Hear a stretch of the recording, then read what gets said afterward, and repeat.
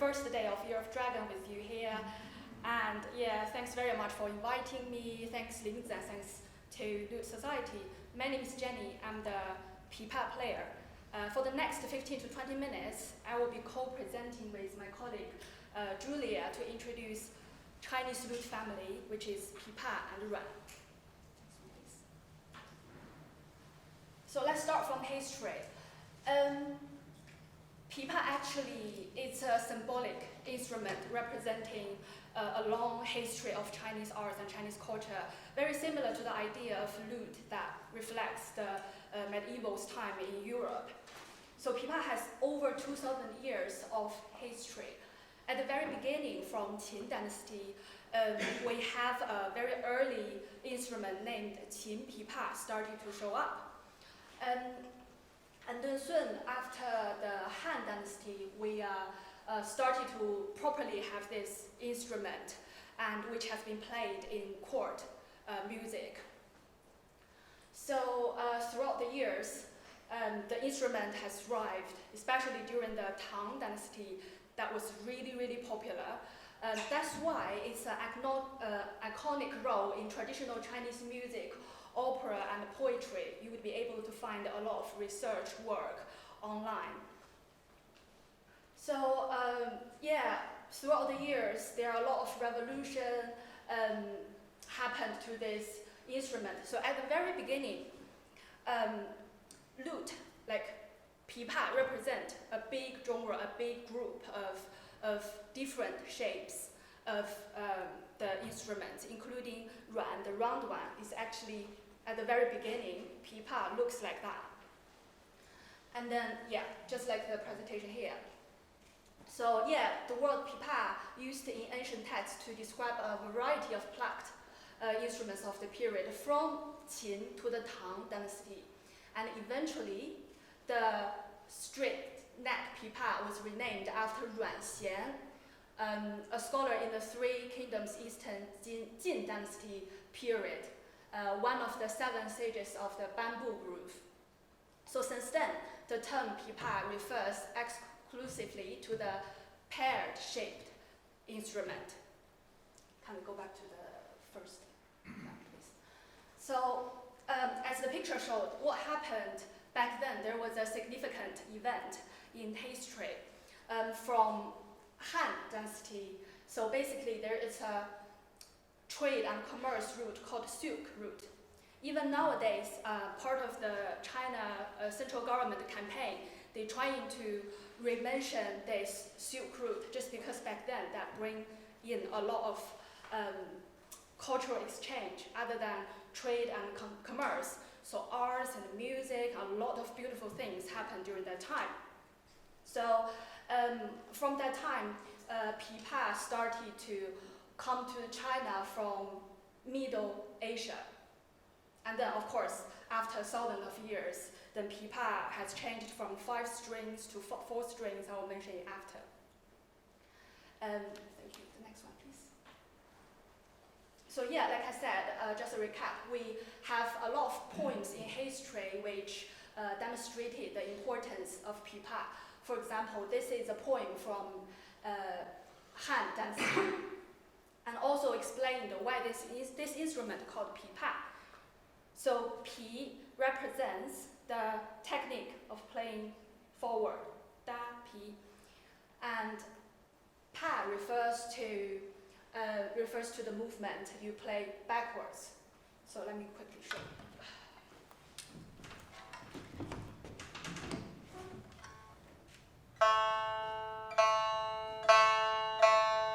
That's the foundation and the very basic techniques for this instrument. Next one, please.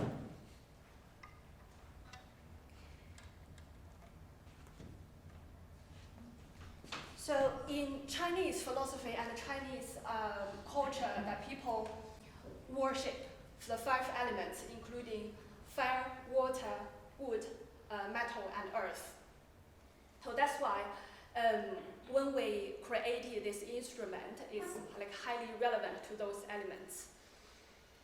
The instrument length of 3 feet 5 inches represents the 3 rhymes, including heaven, earth, and man. So yeah, looking back to the literature, you would find a lot of like interesting fun facts between the Chinese idea, Chinese philosophy, and the instruments.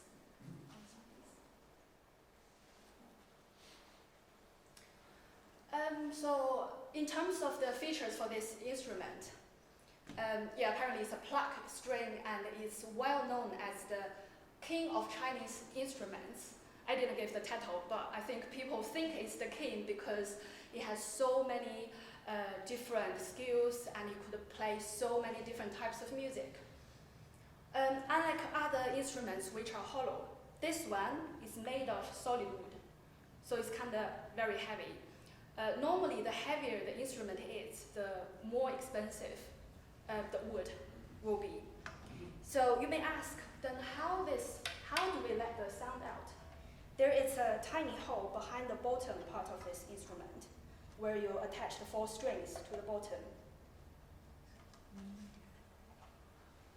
Yeah, it's very unique. When people play this instrument, most of the time they will sit and play. So with your left hand holding the neck part, and the right hand with 5 fingernails ready to play. I know a lot of people who play guitar, they are left-handed. So in terms of set up, the strings and everything, it's the opposite way of the normal way. But to be honest, I've never seen anybody play pipa by left-handed. It's quite interesting, but I don't know why. Probably they were told, don't do that. Well, yeah. But nowadays, people are trying to make it the visual effect better rather than sitting there all the time. So we also have a new type of belt which can help you attach this instrument near your belly.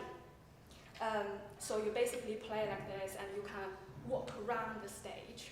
However, when there are some really complicated techniques, I tend not to walk because like your instrument will be shaking. Yeah, I think quality is the most important thing after all. But yeah, for some bigger stage, that looks just marvelous, really beautiful, because it's like merged with some dancing movements, so you have more flexibility when performing to the audience. Let's get to know each part of the instrument. So from the head, anybody can tell me what's the purpose of this part? It doesn't have a purpose. Yeah, right. Yes, well done. Good job. Decoration, that's it. Decoration, yeah. So back to the days, you know that people, some rich people, they have the musician play for court, palace music. So they use different materials to make hair look just more appealing. For example, some people tend to use jade, and some people tend to use ivory. Of course, nowadays, people are more sensible, and they try to avoid using some like animals, like nearly extinction animals parts, and I think, yeah, that's really a good innovation. So, very similar to lute and guitar, we have the 4, is that peg? Peg, yeah, peg. Because I did check with my husband yesterday, I said, is that called peg? He has I have no idea about the musician term, so you should ask your colleague. Yeah, I'm glad I'm right. So we have 4 pegs just to tune up, the same as lute. We have this part named nut. And moving forward, this is the ledge, I believe. So in this area, we tend to play some lower notes. So it's here, let me hold it a bit higher.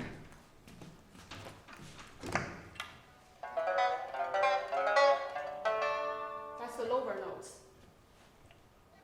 And then we have frets. So when my left fingers on the frets, I'm not putting my fingers on the frets or under. It's just above the frets, just a little bit. So if I press it over here,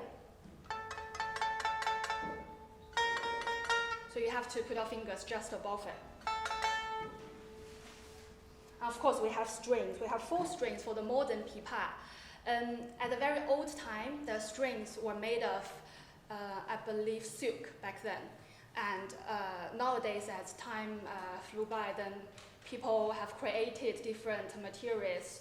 For example, nylon and steel wares, and that will sound just better than silk.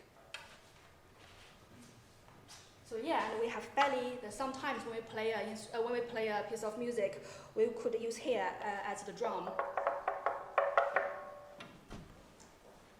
And last but not the least is the tailpiece, which I mentioned just now, is where you attach the 4 strings. Over here, there are 4 little holes.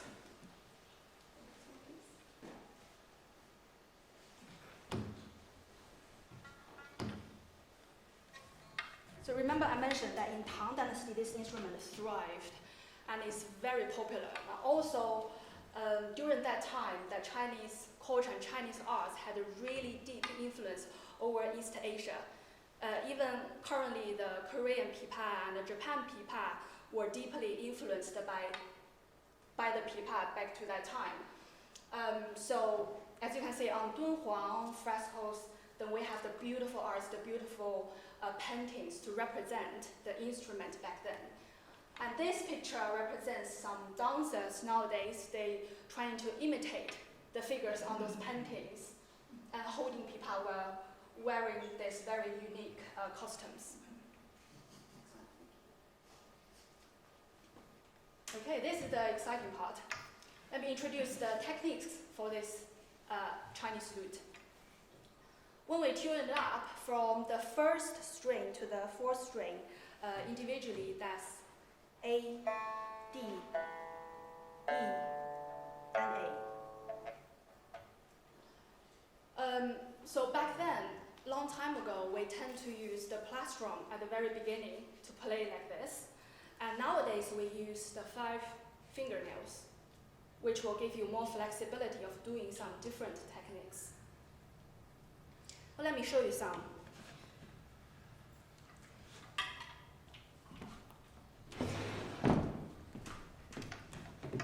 For my left hand, the very basic one is press. Just simply press the fret.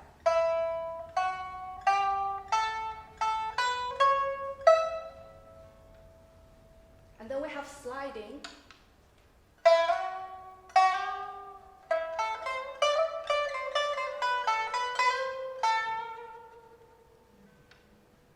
I gave you some extra flavor. And also the overtune, so that is.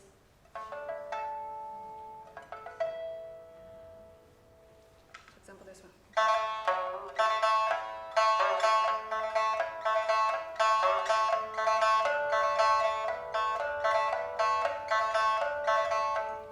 So that really represents some sound effect at the Chinese temple. And also we have twist, for example.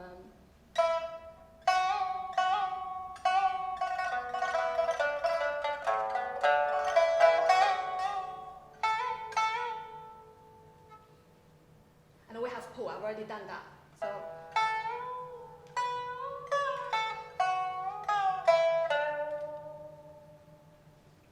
Oh, that, the last one as well, the need, so.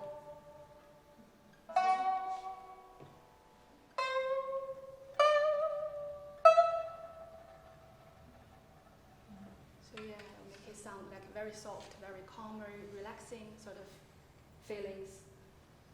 We have more than what I've talked about, but I'm going to stop here. So let's move to the right hand. We have pluck and pick.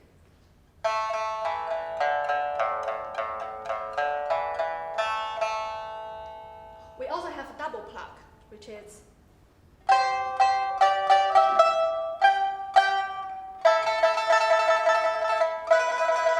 could be more emotional sound like rather than a single pluck. And also the tremolo is a very common technique for Chinese lute. For example,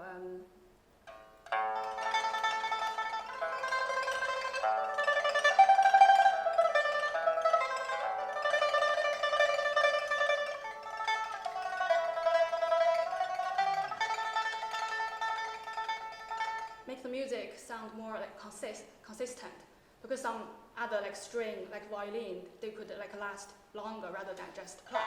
But this gives you the flexibility of doing that. And the next one is strum, swapping strum, for example.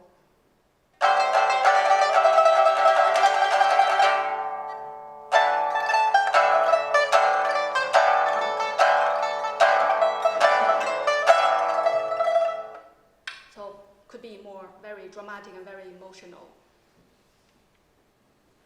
And one more to introduce is, you will be seeing, we play this later, we use this technique. It's shake fingers.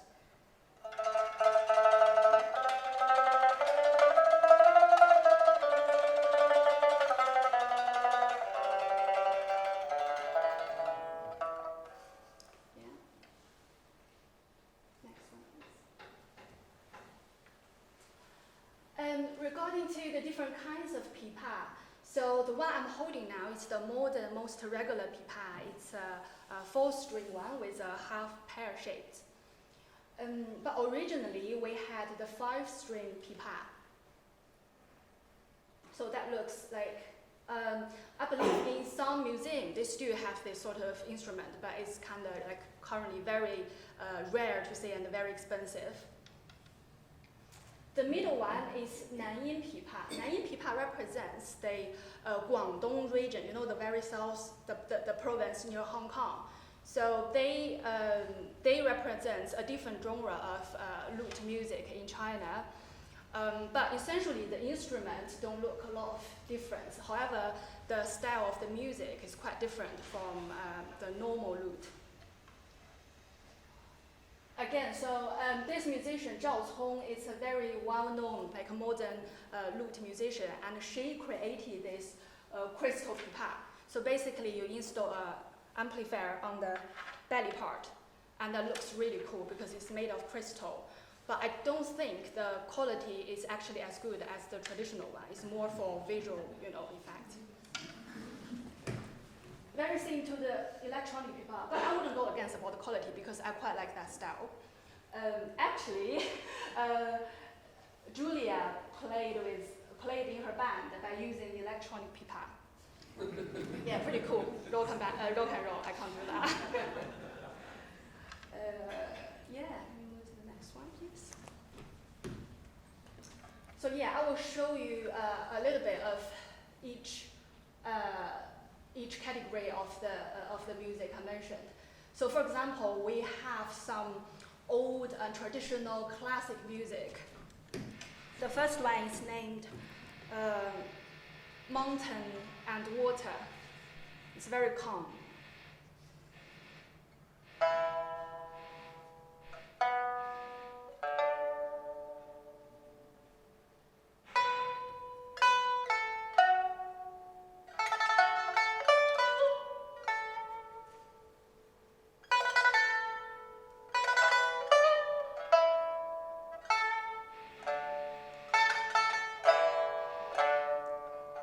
So yeah, this is the style of that old music.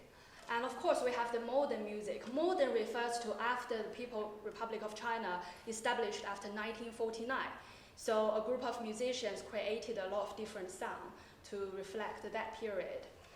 Since it's Chinese New Year, this is very often to hear during Chinese New Year season. It's called Step Higher.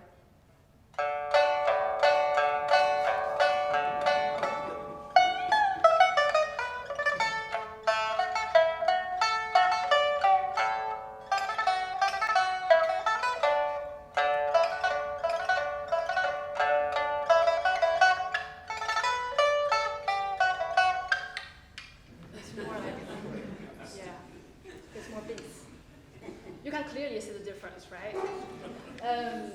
So regional features, yeah, that's it's similar to in the UK. I believe like music in Scotland, in Wales are quite different from England. So in China, as China is massive, so for example, we like Xinjiang region music will sound like.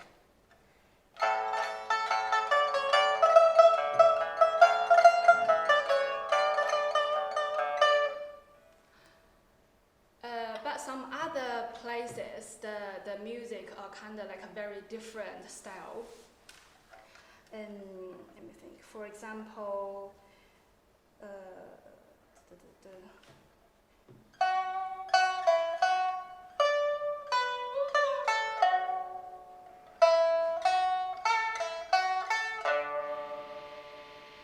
that represents the region, the area near Shanghai, near Jiangsu.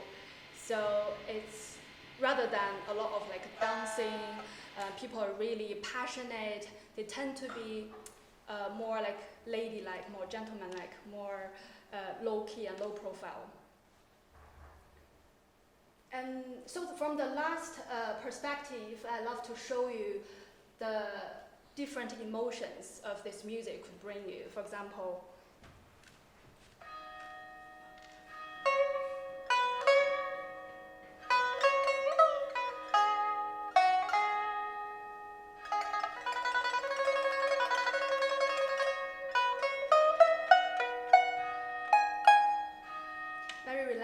very calm.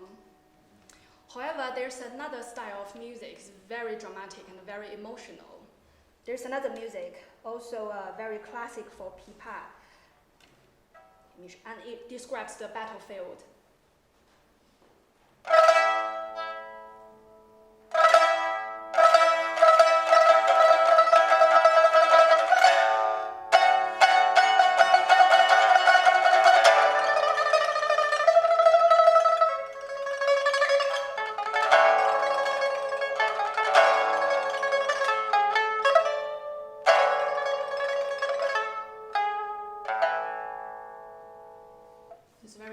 You can feel the battlefield and the weapon sound. The next one, please.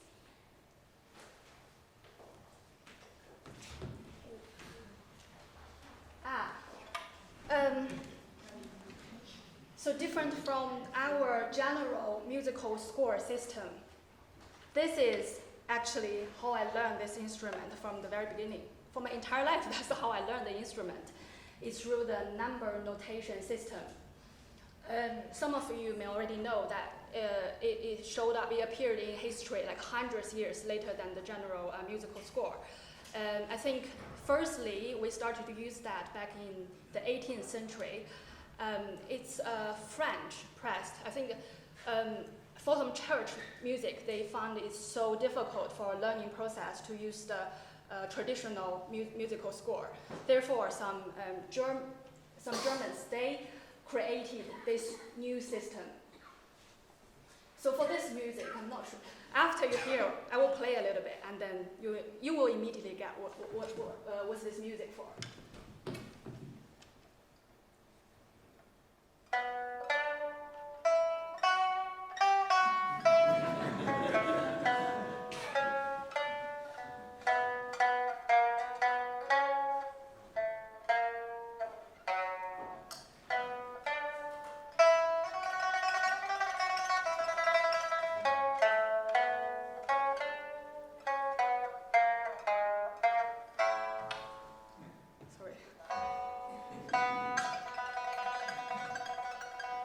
This is mode D.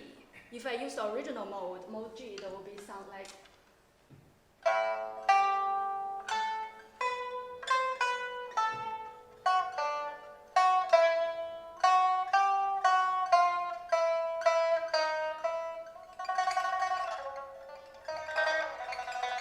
I think I prefer mode G. That sounds much better. Thank you very much. And next one, please. Back to the days, we always play solo, but I think it actually sounds much better when we work with, for example, classic guitar and a cello, because lute sounds relatively always in a high pitch, so it makes a lot of sense when you have some lower notes accompanying while playing. The very top left picture shows a very famous cello player, Mayoyo. So he founded this ensemble band, which you can see we have some cellos and some drums and Chinese lute. That's really beautiful, and it's kind of like a media scale of the new modern band. The one on the top, this one, this band started to be active from 2000, and we have 3 members, and they really represent the innovative band of Chinese lute. So this one is actually Julia, her band. So she founded this post-rock band and working with a guitar player and a drummer, and they performed in some comedy nights, and people love it. And the very last one, of course, that's a much larger scale. It's a world tour. And this lady named Zhao Cong, she's not only a pipa player, she's also a composer. So she recomposed a lot of music based on our old music. So she's really excellent. And she was the leading musician for this world tour in Russia. I think they played to celebrate the Chinese New Year in Russia this year. So if you are interested on how it sounds like, just go to YouTube and have a look.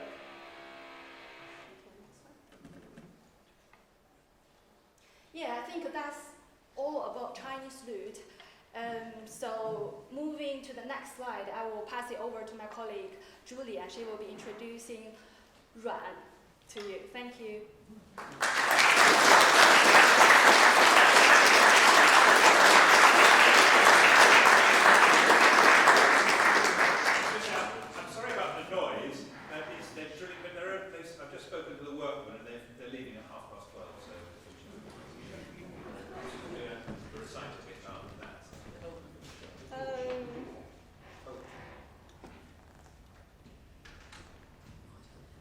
Thanks for your continued attention.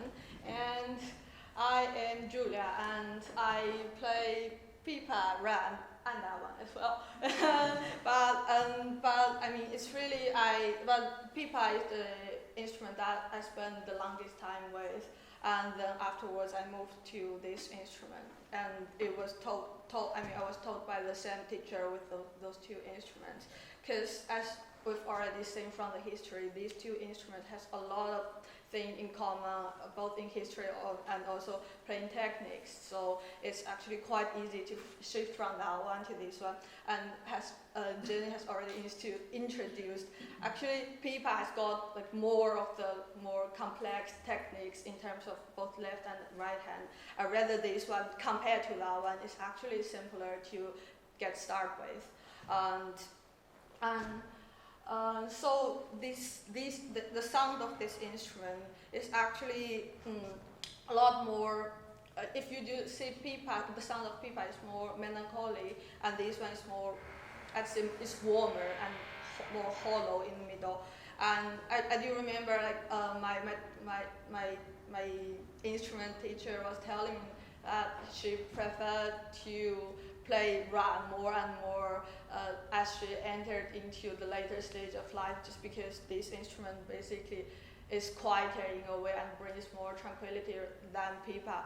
The Pipa is really, really expressive in it, but the sound is kind of sound quite harsh and can sound noisy at sometimes. And rather this one has got a hollow sound, and you'll sing in a short while. And this is a phrase from a poem from the Tang Dynasty, basically saying that the sound of the instrument is somewhere between a qing and zheng. Qing is a 7-string horizontal instrument. Zheng is the instrument we'll be saying shortly. And that one has got a brighter sound, and qing has got an even lower frequency, even more hollow sound, and this instrument is somewhere in between. Can we? And yeah, I'll just give you a little bit of a hint how this instrument sounds. And the clip is adapted from a piece from the Qing.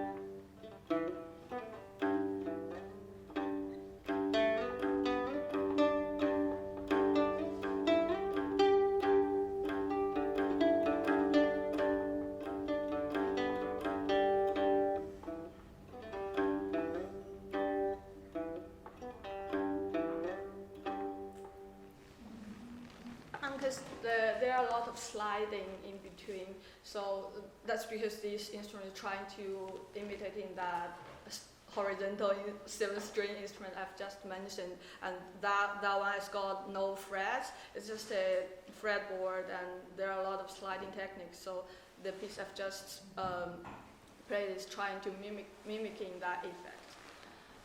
Let's kind of the next one. And this instrument I'm holding here is actually a modern mimicking version of the Ruan from the Tang Dynasty, but the most of the modern genre nowadays, like the most common instrument, it should be look like this. It's kind of still round. It's similar but slightly different because, for example, those instruments will be having holes here just to allow the sound coming out, and we get a whole. We do have originally it's just like one size, but after 1950, just because the whole nation is trying to develop in that symphony, like traditional Chinese symphony orchestra or some practices like that, and it's kind of a big group of all the Chinese instruments playing together, and similar as arrangement for the symphony orchestra in the Western world. We are trying to do that as well, so we developed this instrument into a range of different sizes, and they got different tones, like definitely the smaller one has got the highest pitch, and the lower one has got the lowest pitch. It's kind of similar to that relationship between violin, viola, cello, and double bass. And yeah, so like the most frequent same are Ruan are 5 sizes. And this one I'm holding here is a Zhong Ruan, which is a middle-sized Ruan. To the next one. Oh, sorry for the typography. I think it's just gone messy. So the tuning of the instrument it's actually quite simple. So it's so the middle Ruan is G D G D, and it's a fifth, a fourth, and a fifth. And this is an octave, and this is another octave. So it's actually relatively quite easy to play chords on this instrument. Whereas it's also possible to play chords on Pipa, but it can be quite tricky sometimes. It's still possible because the tuning is basically the open string is a suspended chord. But if you want to play chords, you might be able to find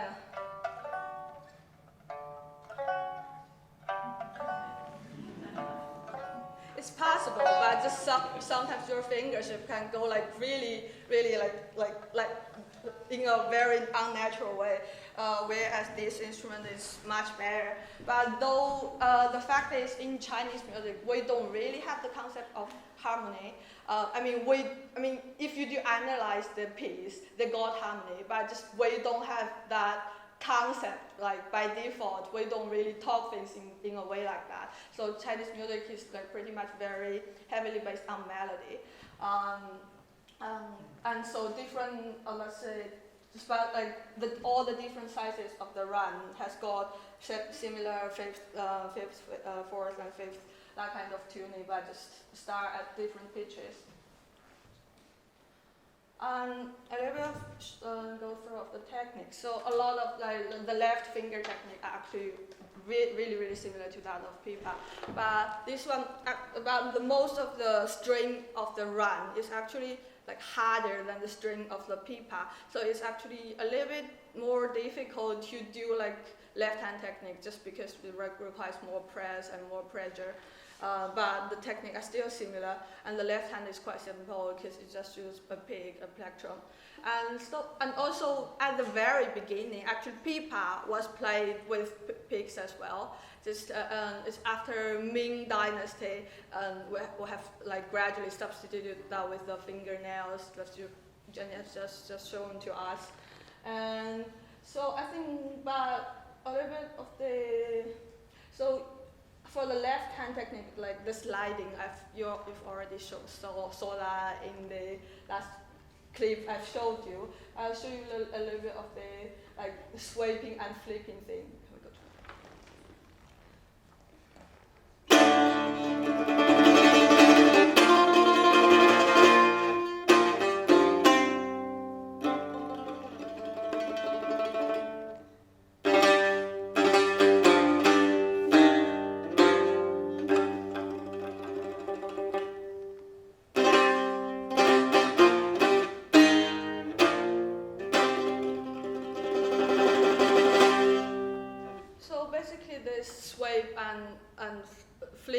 is like a stronger movement than the pluck and pick. So it's and it goes to more strings. So it was most frequently used in, for example, a piece that described the battlefields and just to press stronger emotions.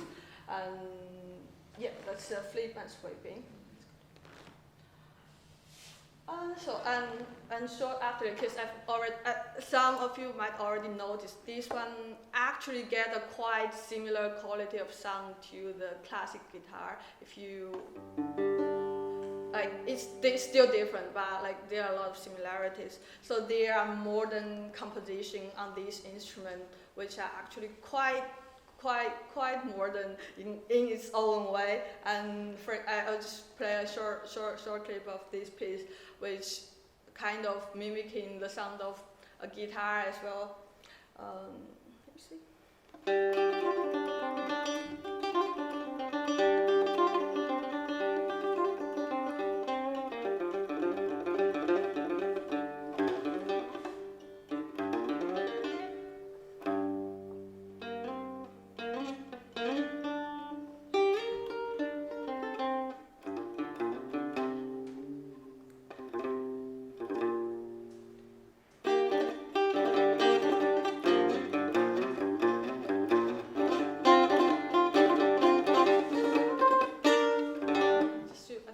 Got a little bit of the jazzy flavor there. Yeah, there's something like that.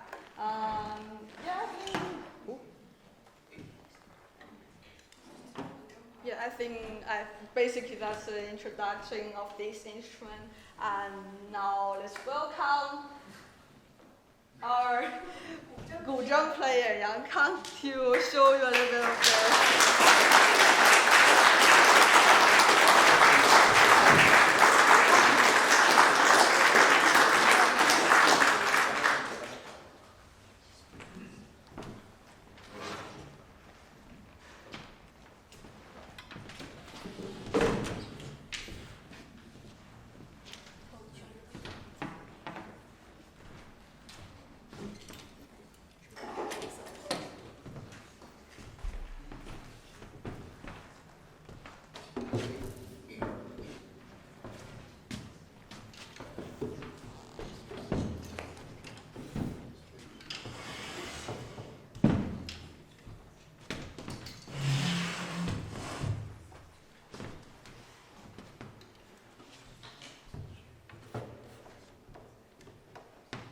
So this instrument called Zheng, we believe is a part of actually zither family.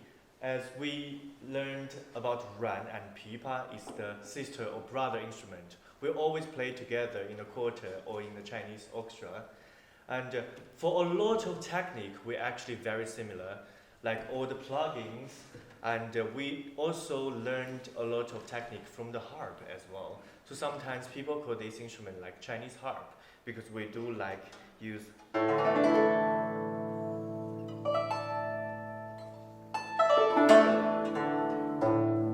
like this. And we do have all the similar technique, like, or because for this instrument, it sounds more like the point, but we need legato lines. So with this technique, or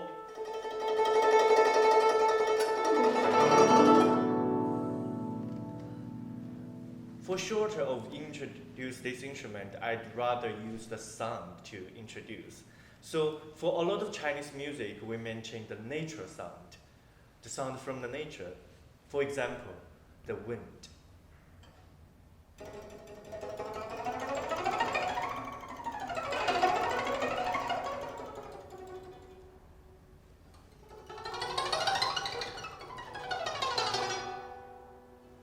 Or the autumn wind, which is much colder.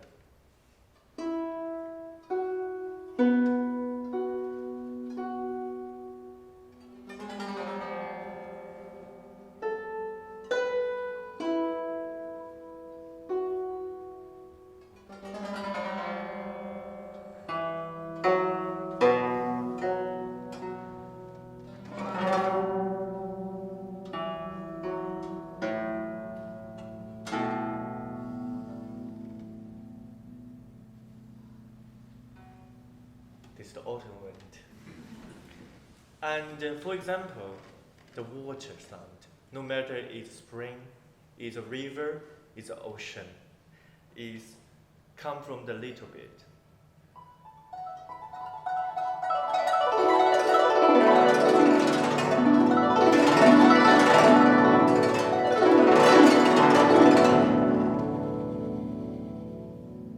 Watery sound.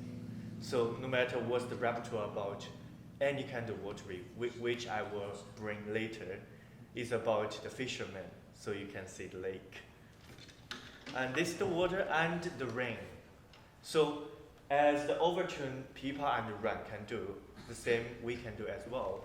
So for the rain, we mostly like.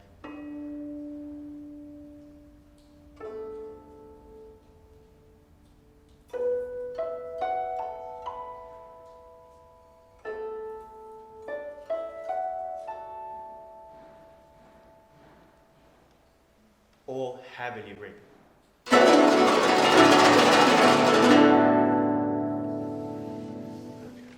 In fact, back to the wind, we said autumn wind is very soft, but the summer, the storm, is much more stronger. So sometimes we use like.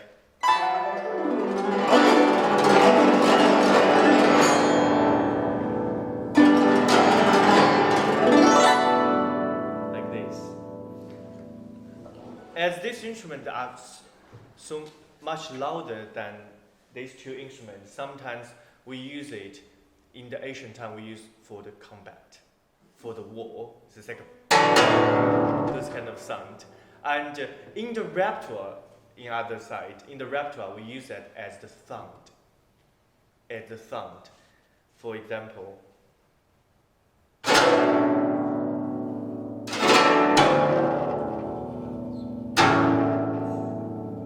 Like this.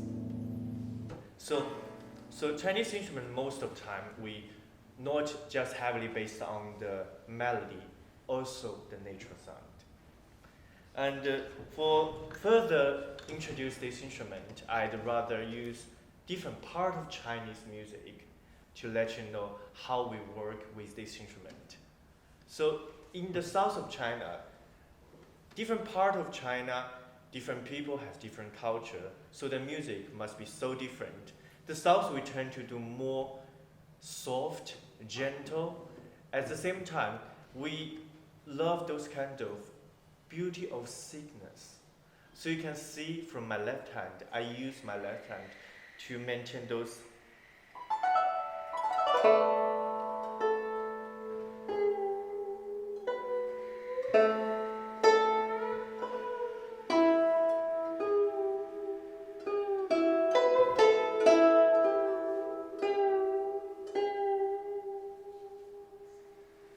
But in the north, we turn to more passionate, more direct. Same with left hand, I'm doing all the vibratos, but these vibrato are much faster. So even for sadness, they are more direct. So the fast vibrato will more sounds like.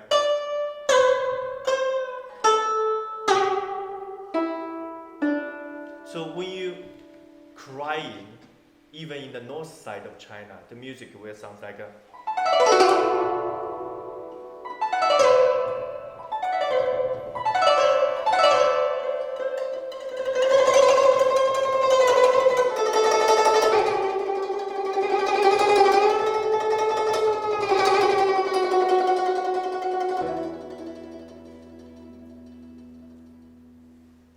So the sadness are different from the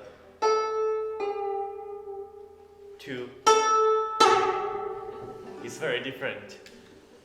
So east side of China, we more melodic, like all the jasmine flower or the Qinghuai Jing. It's all very beautiful.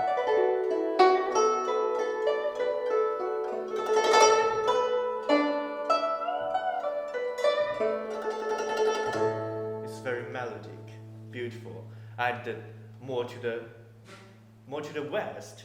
It's more direct as well, so it's more like a.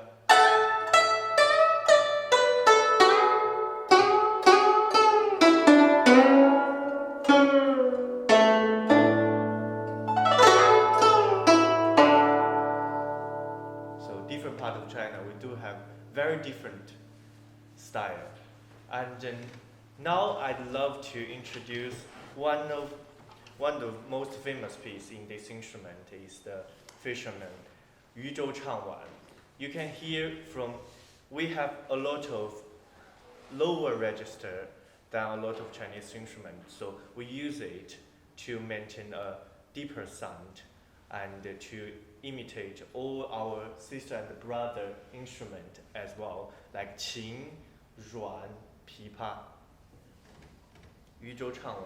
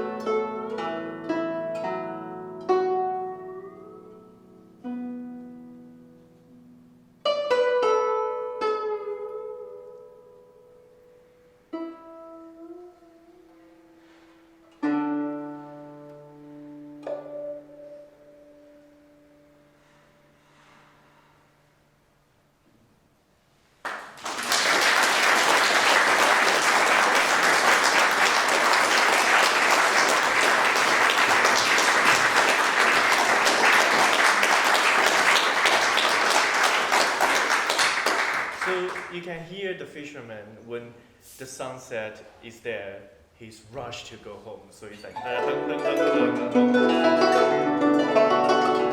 so the water gets faster and faster. He's just hunting back home. Yes. So for a lot of Chinese music, sometimes it's the nature sound, and most of the time they're trying to use music to painting a beautiful painting. Or sometimes we use the poem. So different, the melody, the movement is actually matched with the poem. So the next one, Love in the Spring Breeze.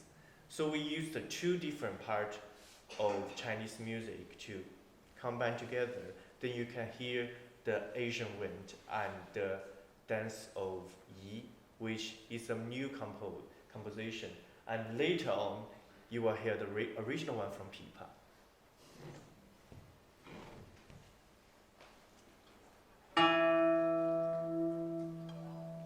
Before that, I should tune it. And as you can see, I played the original ones in D major, and now I'm changed to G major, and I use this to change this side. So we can have two different ways to change the note, because this instrument is diatonic, or is the pentatonic.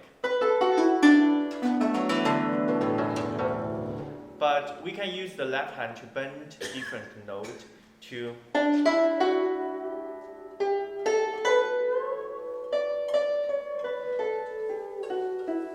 so all the F and B's we use left hand, or we can move the bridge. If we are doing a big concerto, we don't have time to tuning, we move the bridge quickly to change the note. But for this time, I will gonna just use the right side, which, as all the instrument, we make it more tighter and the note is gonna be higher.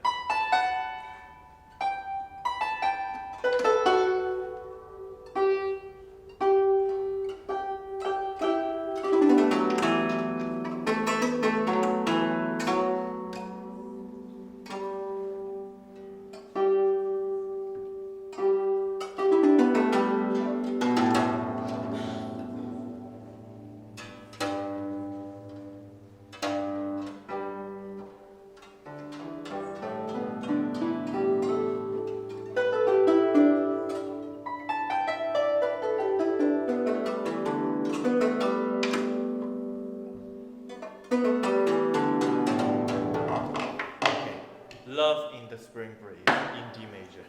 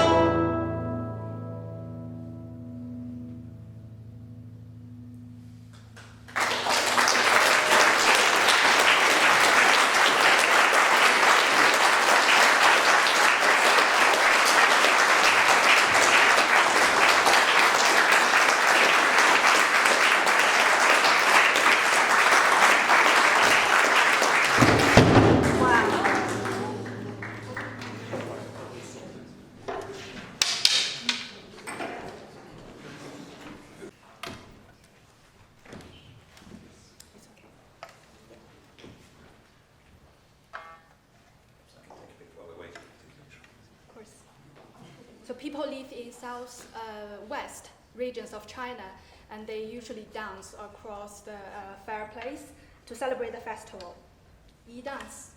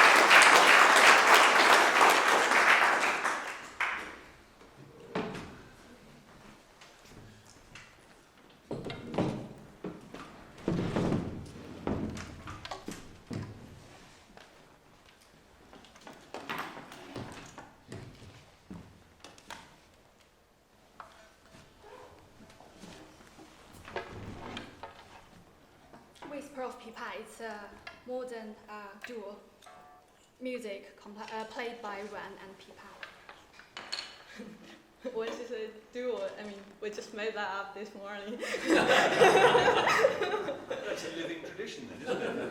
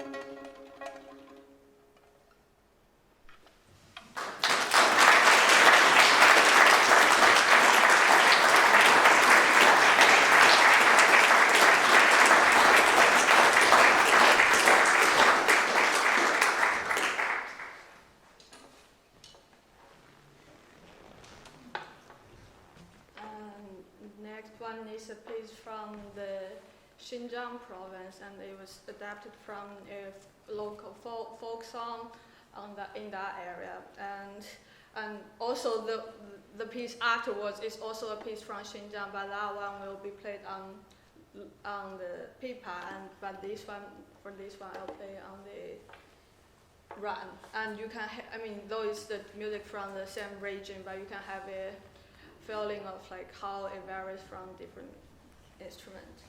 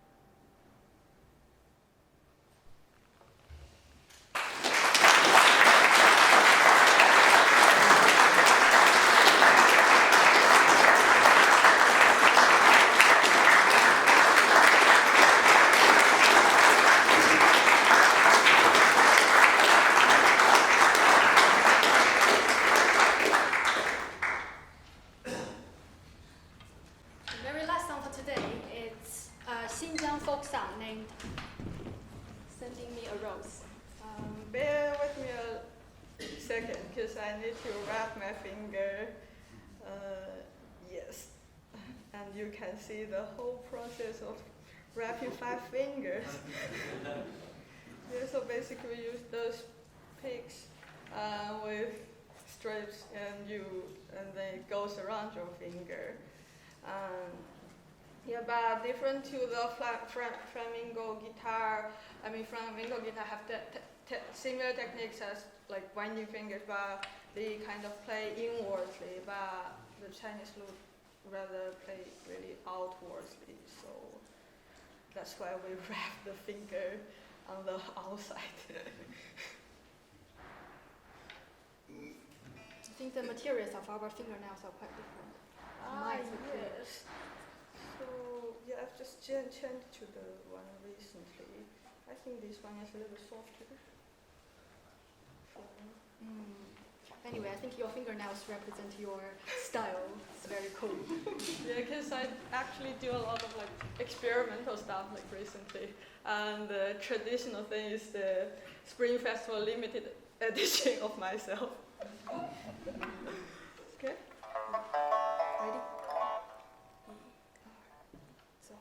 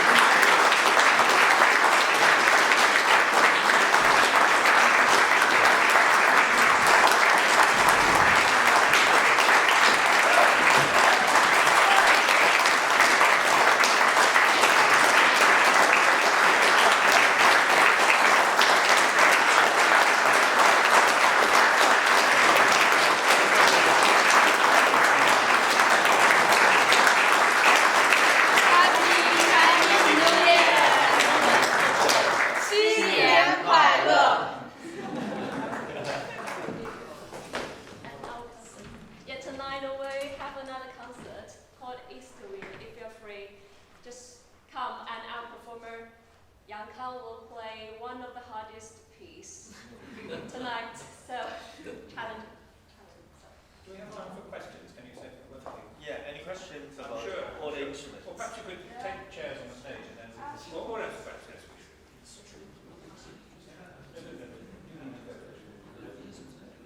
So, anyway, yes, well, I'm sure we've got lots of questions. I couldn't help noticing all the parallels in the history of Pipa and the history of the Lute. So many parallels, going from the plectrum and then later things. And it being the king of instruments.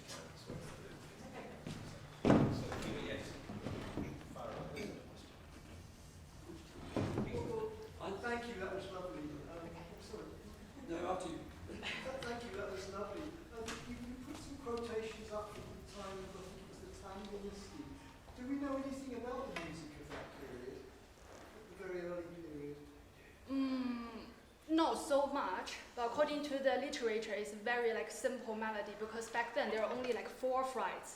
So imagine you can't really make a lot of complicated music. It's more like a single plug.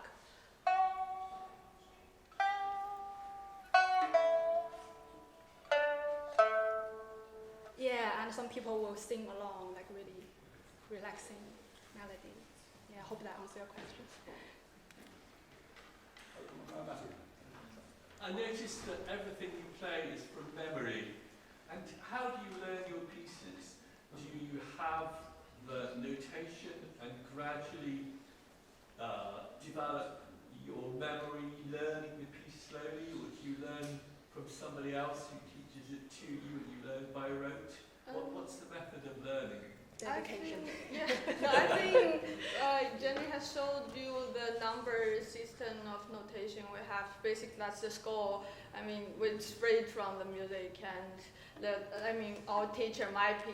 If there are some complicated parts that we didn't understand as we were at the very beginning of our learning, so they might know, okay, this note you should be played by this, because sometimes if it's the same note, but you can find the same note on different strings, you can have different positions of your hand, but obviously we need to find the easiest way or the most natural way of how to go to the next step. So our teacher might tell us, okay, you should place your hand like this, you should find this note here, and this note should be played with a specific technique like this. But mostly all the indications for playing the tune has been labeled on the score, so we actually read them.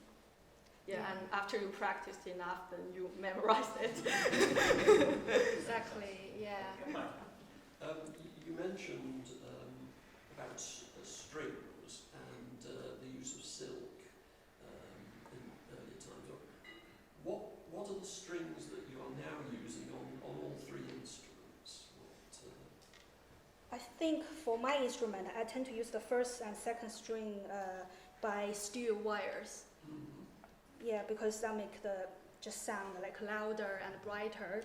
And for the third and the fourth one, that's from a different brand. I think this is nylon ones. So I'm not sure about the other instruments. So as I think I probably mentioned, the string of this instrument is like harder than the string of that one. So most of them are actually steel. Yeah, but there are special versions you could buy, but this one, mine is steel. Yes. For mine is metal inside and outside. So it's all of the 21 string is the same. So metal inside and outside. Also, what outside? Learning. Yes. Thank you. Any more? Yes, please, go for it. Are they the same as the guitar, really? You just strap them on, or are they special for the Pipa? Do you mean the classic guitar? Do they use that? Yes. No. You can buy things for a guitar for your fingers. Just a normal guitar. But are they special Pipa? I think they're specially made, and especially we put them on this side of the fingers. I think guitar is this side, right? The fingernails. Yeah. What about the harp? We're opposite, we're inside. So this we are put inside because in 1,000 years ago, I think we all use our own nails, and then as we need a better produced sound, and we change to metal rather than steel or garter, and so we use more the nail pickers, and we made. I think three of us are actually different material. Mine is a very original one that I got when I was so little. It's made by turtle, I think. Turtle shell. Shell, yeah. Yes. And it's inside. So when the history goes, sometimes we used to have outside, then we change to inside because different technique. And they still keep outside like your own nails. Do you ever play with flesh technique for just the fingertips, or is always with fingertips? Not really. Fingertip, do you? So the second song I played, I actually, in the middle part of it, I used my own little fingers to maintain a more grounded but softer sound. Yes.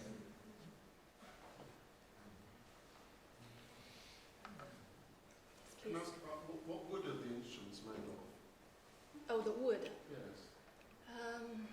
Well.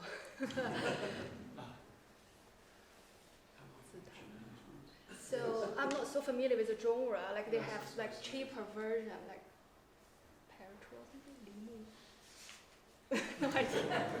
That's a very special term. Yes. Is it 紫檀木? But Rosewood. but Rosewood. Oh. rosewood only for the decoration part. I think the main part is different kind of wood. No, but you can tell the instrument back. Oh So yeah, it's Pipa like is different. like the whole back of the instrument actually need to make from a whole thing. It can't be jointed by different parts. Yeah. So that's why this instrument is relatively costly, because at least you need a big tree as big as this to make something like that. So normally the better the wood is, the more expensive the instrument Yeah, is. rosewood is kind of expensive, and we made that for some Chinese style furniture as well. So mine is not. It's not as heavy, so it's a cheaper version. But did you say it was solid inside? Or how thick is the top? Is there hollow inside the body? Yep, here. It's solid, but I think like a small part is hollow. So from here you can see there's a hole. But yeah, so it's quite heavy to carry it on the underground. Is there anybody, you're probably aware that we are rather obsessed with the Western lute, with the music of the past of 400 years ago. Are there Chinese musical intellectuals and musicologists who try to recreate the very simple early music of Pipa, of the early dynasties? Yes. Just with 4 frets. Do some people do that? So actually, the modern Pipa with like 6 ledge and 24, not 24, 16 frets. I mean, it's actually like developed like gradually into this, because we need to incorporate that with a chromatic thing, like full scale thing. But like early on, it's kind of throughout the history, we gradually add more and more frets to the instrument. So if you kind of go back like 200 years ago, like 500 years ago, you find there were less of those. And for the music, if you do remember a fresco, like while Jennie was doing the presentation, she showed on the Dunhuang Pipa player, and where she did something like that. So I can't really do that. They're not actually playing, they're just posing, I believe. I mean, dancer probably could do that, but I am not a dancer. So. But anyway, so there were like people working on that, trying to create the score from the Dunhuang fresco, and trying to find like, because Dunhuang has like a really tight like relationship with this instrument. So there are already versions that you could find the score, the things people have done. So they have some readable scores from kind of like reconstructed the old thing, like, and then rewrite that. But you will find that, as she already mentioned, that those pieces were actually quite simple. But you have no way to know how it was played at that time, because the Chinese notation system from the early on kind of we basically use characters to notate them, and you couldn't really tell the rhythm. You could only tell the pitch, but you can not really tell the rhythm or like the tempo. So a lot of like we didn't have like very accurate system to make notes of all of those old pieces.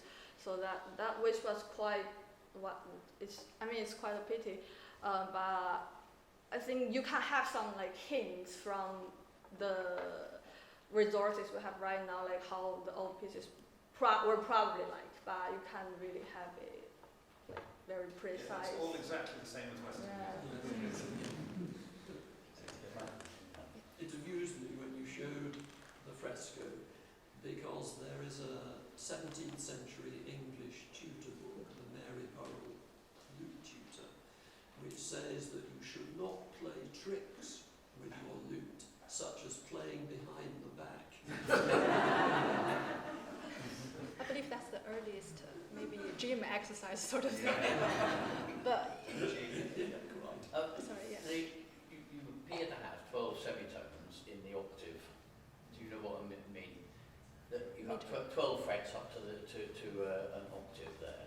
Are they equally spaced like a modern, what we call equal temperament on a piano, or are some of the spaces slightly bigger and some slightly less? Yeah, so this part is clearly like smaller gaps. I realise that, but on a piano, Yeah. for example, This one is equal tempo. it's equal tempo. Yeah, so that's what a modern version. Yeah. So that's what I said, like we developed that gradually, just in. So were earlier instruments slightly less than equal temperament? So Yeah, I think so, some intervals were slightly shorter and some were more Yes, wider. Thank you. exactly, yeah. Oh, thank you. You've talked about different musical styles and traditions from different regions of China. Are these three instruments universal across China? It's such a huge country with different languages. Or are there different lute instruments in different regions? Are there other kinds of lute in China, or are these common across the whole country? It's common across all the country. We will only play different pieces of music to represent the regional features. But in terms of the instrument itself and the forms and the shapes and everything, it's actually the general standard. Oh, I didn't mention the grading system because in a lot of Chinese musical institutions, they have 10 grades. It's just awarded by different institutions, but we basically went through the similar study pathway, and we will practice our music for each grade and do the exam every year. For different part of China, we do used to have different shape of instrument and the same, like different pipa, like you mentioned in the picture, like 9-in pipa. Yeah. Same as my instrument as well. So the string could be less, could be only 13, or could be 21, could be 25, depends on different part of China. But nowadays we actually had a standard one, like the modern ones. They are a standard shape. But when we actually, if we're trying to play variation music, we tend to bring that old ones back. So we actually recreate it, and from the book, from all the recording we can have, to maintain the same sound and same shape. But for generally learning and in conservatoire, we have the standard one. Yeah, but like in different regions, we kind of have different schools of like playing. So it's basically it's different styles. Although it's the same instrument, but different music, as you probably could tell from our earlier performance. Thank you. And according to this question, tonight we have a concert, and it has an instrument called kongho.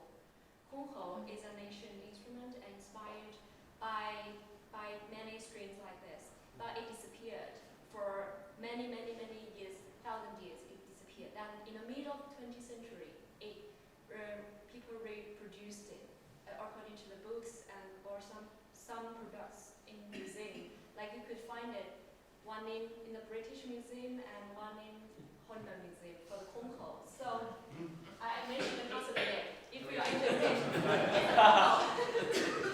John Smith Square. yes, in John Smith Square, we have the Chinese Mandarin singing a cappella and kongho instrument and the My instrument. your instrument and other flute, bamboo flute, Chinese flute, celebrating Chinese.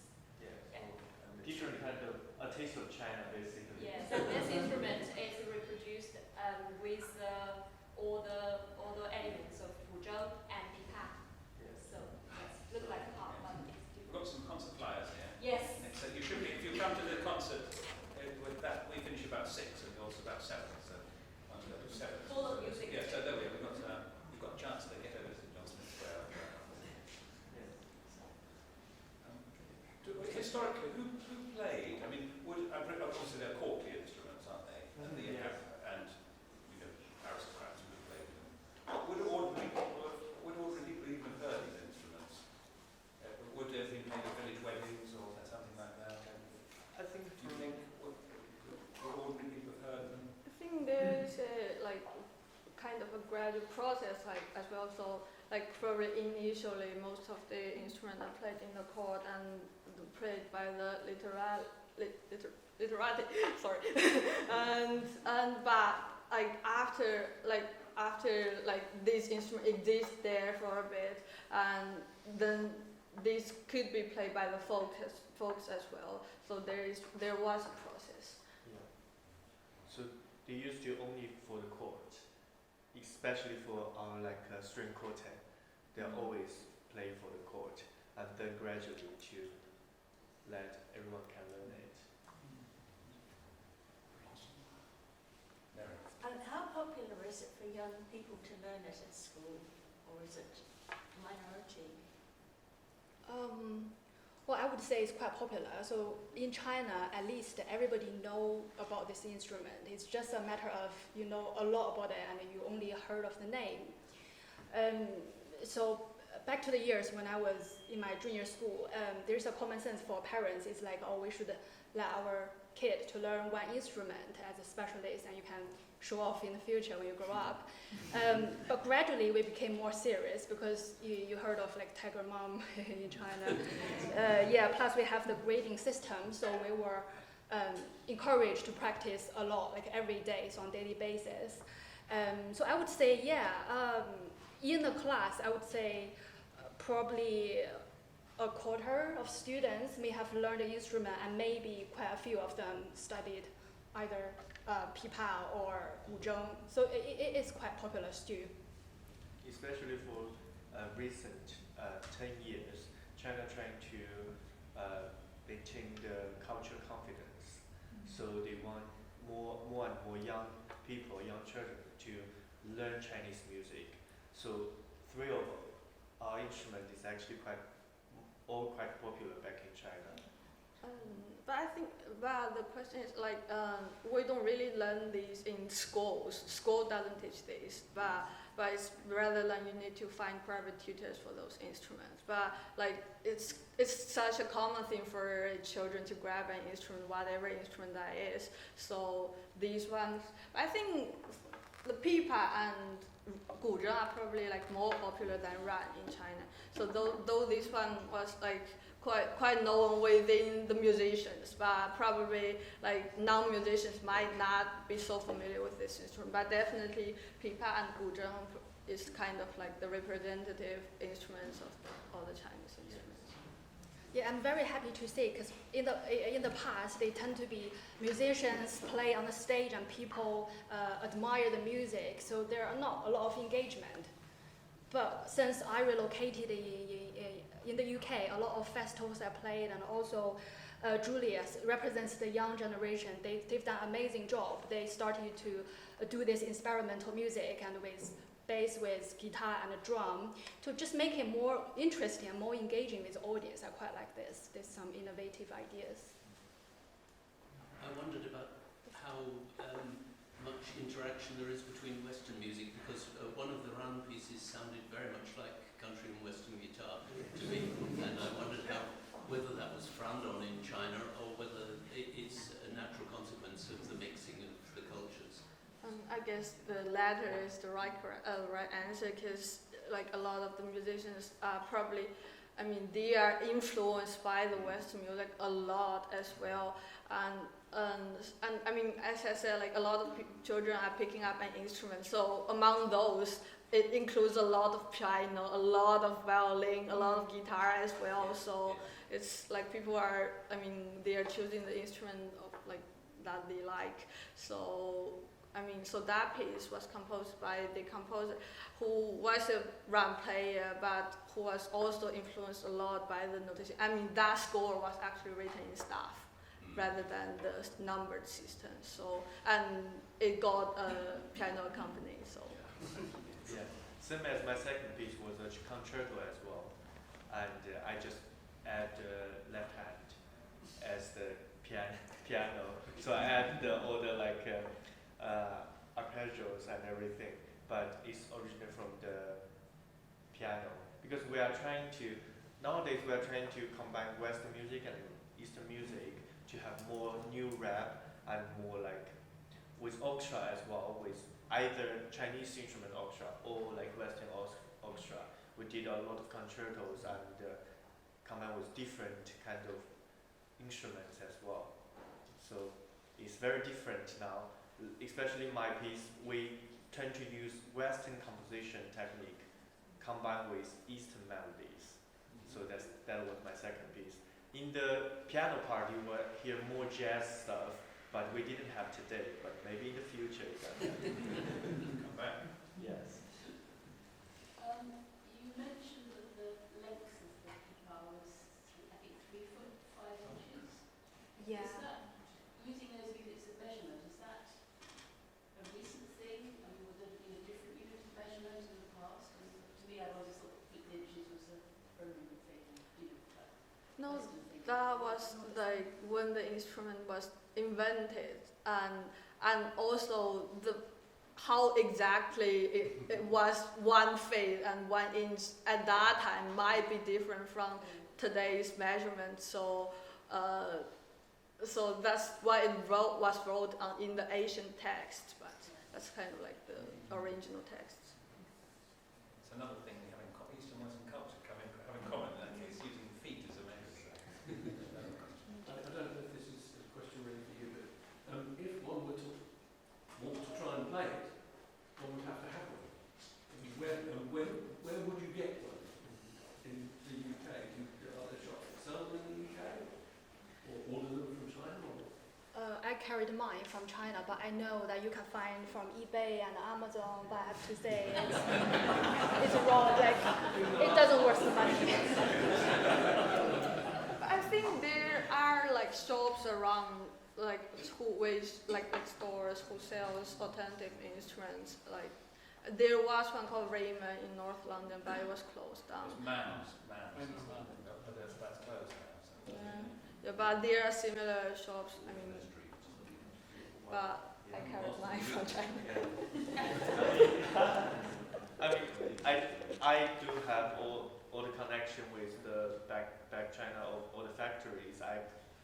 This is personalized that I asked to have this shape and this. This instrument is much smaller than the usual one because I want a portable one as a beautiful sound as well. So normally it's like 163 feet tall. No, like sorry.